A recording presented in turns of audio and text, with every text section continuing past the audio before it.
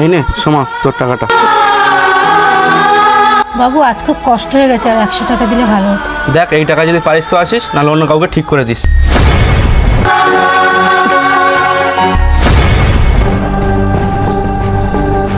জয় জয় দরজাটা খোলো, জয় প্লিজ দরজাটা খোলো, জয় দরজাটা খোলো। জয় এ কি করছো তুমি? এ কি করছিলে তুমি? তোমার যদি কিছু হয়ে যায় আমার কি হবে? আমি আর বাঁচতে চাই না সোমা, আমার যা স্বপ্ন ছিল সব শেষ হয়ে গেছে। কি হয়েছে তুমি আমায় বলবে তো, তা বলে তুমি সুসাইড করতে যাবে? সুসাইড করবো না তো কি করবো সোমা? আমাদের ভবিষ্যতের জন্য যে 10 লাখ টাকা ফিক্সড করেছিল সেই কোম্পানিটা এখন বন্ধ হয়ে গেছে। আমি এখন সংসার চালাবো কি করে? আমাদের ছেলে মেয়ের ভবিষ্যৎ কি করে করব? ছেলে মেয়ের ভবিষ্যৎ নিয়ে তোমাকে চিন্তা করতে হবে না, তুমি যদি আমার পাশে থাকো আমরা সব কিছু পারবো।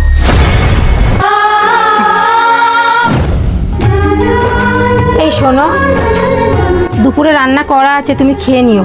আজ আসতে কিন্তু আমার লেট হবে। ঠিক আছে, তুমি সাবধানে যেও। হ্যাঁ বাবু আমি এসে গেছি।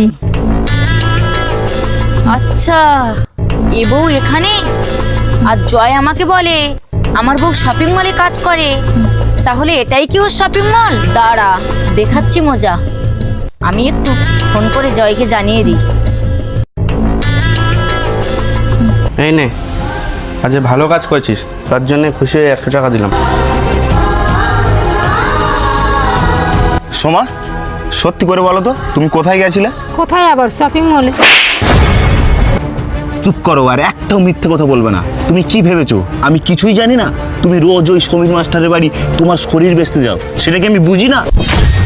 এ কি বলছো তুমি? এ কথা বলতে তোমার মুখে বাঁধলো না? হ্যাঁ আমি সমীর মাস্টারের বাড়ি কেন, আমি আরও অনেক বাড়ি যাই, গিয়ে সেখানে ঝিয়ের কাজ করে 2 পয়সা নিয়ে আসি, যাতে আমাদের সংসারটা ভালোভাবে চলে। আর তুমি যে বললে তুমি শপিং মলে কাজ করো, সেটা কি মিথ্যে? হ্যাঁ মিথ্যে, কারণ আমি পড়াশোনা জানি না বলে আমায় কেউ কাজে নেয়নি, তাই আমি লোকের বাড়ি ঝিয়ের কাজ করে 2 পয়সা নিয়ে এসে তোমাকে দিই। তুমি আমাকে ভুল বুঝলে? আর কিছু বলতে হবে না সোমা, আমি সব বুঝতে পেরেছি। তোমাকে না জেনে শুনে আমি অনেক কষ্ট দিয়েছি, যদি পারো প্লিজ আমায় ক্ষমা করে দিও। বন্ধুরা, কি বুঝলে? কিছু সম্পর্ক বিশ্বাসের অভাবে নষ্ট হয়ে যায়।